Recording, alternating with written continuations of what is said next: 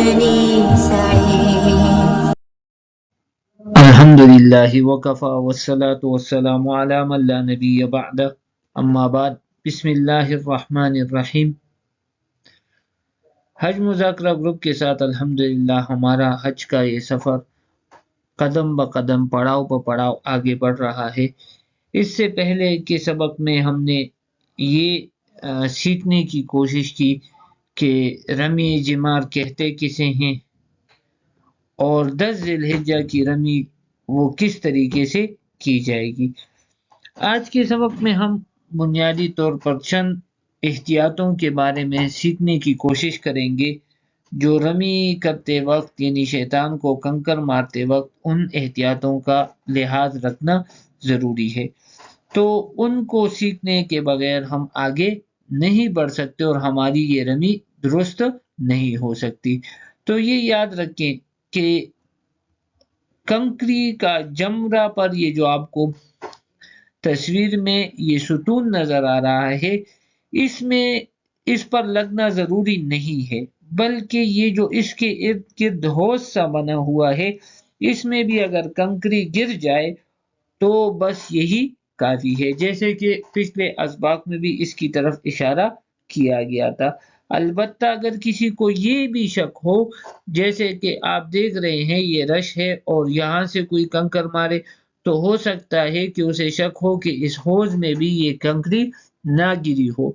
تو ایسی صورت میں پھر اس کنکری کو دوبارہ پھینک دے اور یہ یقین کر لے کہ وہ اس حوض میں گر گئی ہے۔ اسی طرح اگر کنکریوں کے تعداد میں شک ہو گیا کہ مثلا میں نے 6 کنکریاں ماری ہیں یا 7، تو پھر احتیاطاً ایک کنکری اور مار دے تاکہ وہ شک دور ہو جائے اور دل میں کوئی کٹک نہ رہے، لیکن بلا وجہ شکوک اور شبہات میں پڑنا یہ مناسب بات نہیں ہے۔ اس سے شیطان کو بہت زیادہ طاقت ملتی ہے اور وہ پھر انسان کو ہر عمل میں شک میں مبتلا کر دیتا ہے، تو تھوڑی بہت شک کی طرف توجہ نہ دیں۔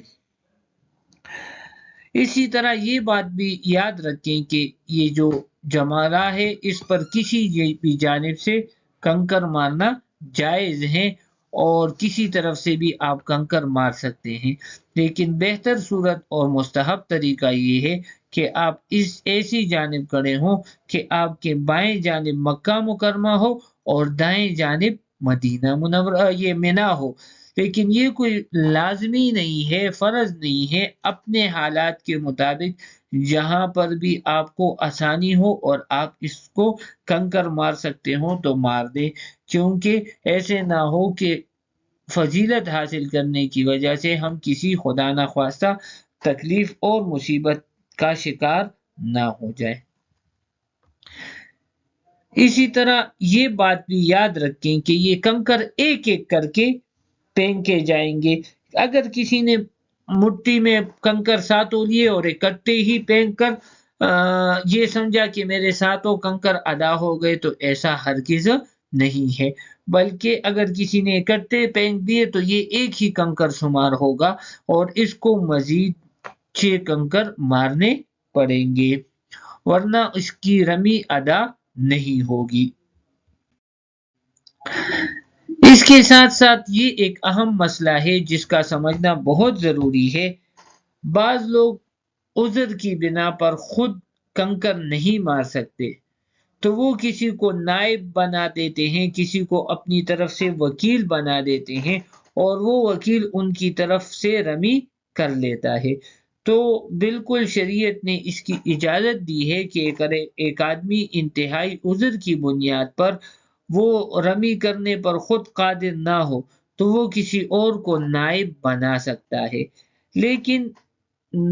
قادر نہ ہونے کا کیا اصول ہے، کب قادر نہیں سمجھا جائے گا، کب اس کو معذور سمجھا جائے گا، تو یاد رکھیں کہ ایک آدمی اتنا کمزور ہے اور بیمار ہے کہ اگر اسے جمرات تک پہنچا بھی دیا جائے تو اس میں کنکر پھینکنے کی طاقت نہ ہو،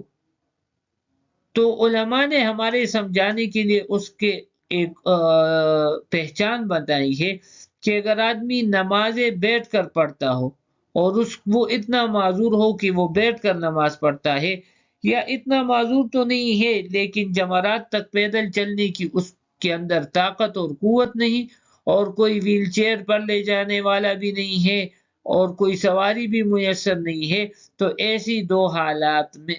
ان دو حالات اور کیفیات میں اگر وہ خود نہیں جاتا بلکہ کسی اور کو اپنا وکیل بناتا ہے اور وہ اس کے لیے کنکر مارتا ہے تو جائز ہے۔ لیکن اگر ایسی کیفیت نہیں ہے اور اس کے اندر جانے کی سکت ہے یا کوئی لے جانے والا موجود ہے، تو پھر ایسی صورت میں اگر وہ خود سے کنکر نہیں مارے گا تو اس کے اوپر دم واجب ہوگا۔ رمی جمار حج کے واجبات میں سے ہے۔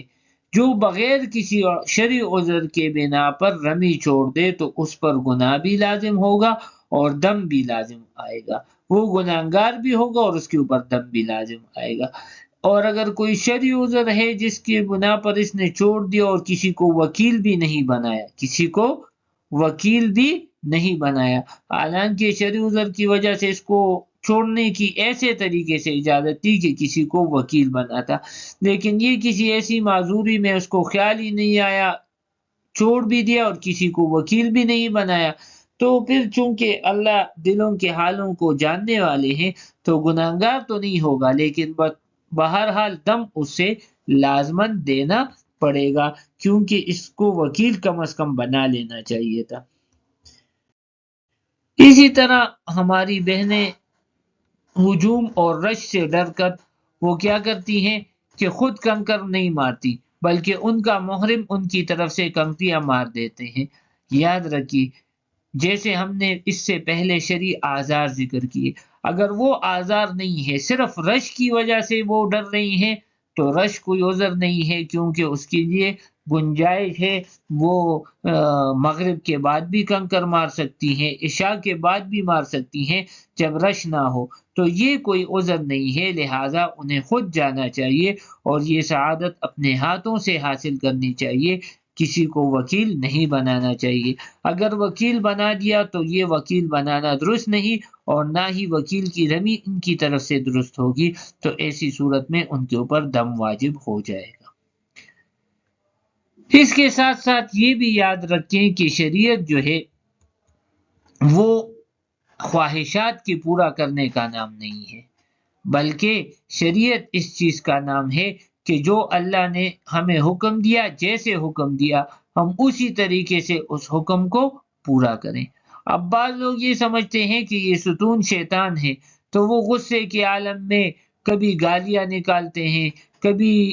جیسے آپ کو نظر آ رہا ہے یہ جو چپل لے کر اس کو مارنے کی کوشش کرتا ہے، کوئی ڈنڈے لے کر مارنے کی کوشش کرتا ہے، تو یہ انتہائی نامناسب حرکت ہے اور یہ شریعت کے مزاج کے خلاف ہے، نہ تو اس سے رمی درست ہوگی اور نہ ہی ان کا یہ عمل ٹھیک ہوگا۔ اسی طرح بعض لوگ ریا میں مبتلا ہوتے ہیں اور ہر عمل کی سیلفی بناتے ہیں اور ریا کرتے ہیں، تو ایسا بھی مناسب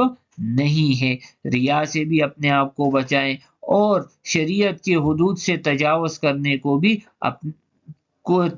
کرنے سے بھی اپنے آپ کو بچائیں، بلکہ جو شریعت کا تقاضا ہے، جس طریقے سے شریعت ہم سے ایک عمل کرنے کا تقاضا کرتی ہے، ہم اپنی خواہشات کو اس میں ہرگز شامل کرنے کی کوشش نہ کریں۔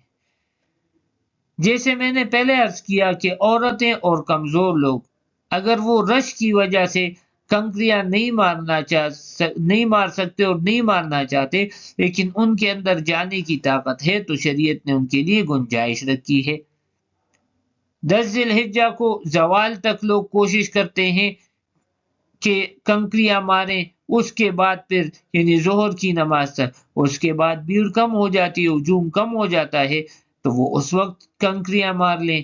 مغرب کے بعد مار لیں، عشاء کے بعد مار لیں، کیونکہ اپنے آپ کو خطرے میں ڈالنا مناسب نہیں ہے۔ اور اللہ جل شانہ نے جو سہولتیں اور رخصتیں دی ہیں اس کو کھلے دل سے قبول کر لینا چاہیے، کیونکہ یہی شریعت کی تعلیمات ہیں اور یہی ہمارے پیارے پیغمبر حضرت محمد مصطفیٰ صلی اللہ علیہ وسلم کا طریقہ بھی تھا۔ اللہ جل شانہ سے یہی دعا اور التجا ہے کہ ہمارے خواہشات کو دین کا تابع بنا دے اور ہمارے دین کو ہمارے خواہشات کا تابع نہ بنائے اور ہمارے ہر عمل کو مقبول اور مبرور بنا دے۔ وآخر دعوانا ان الحمد للہ رب العالمین۔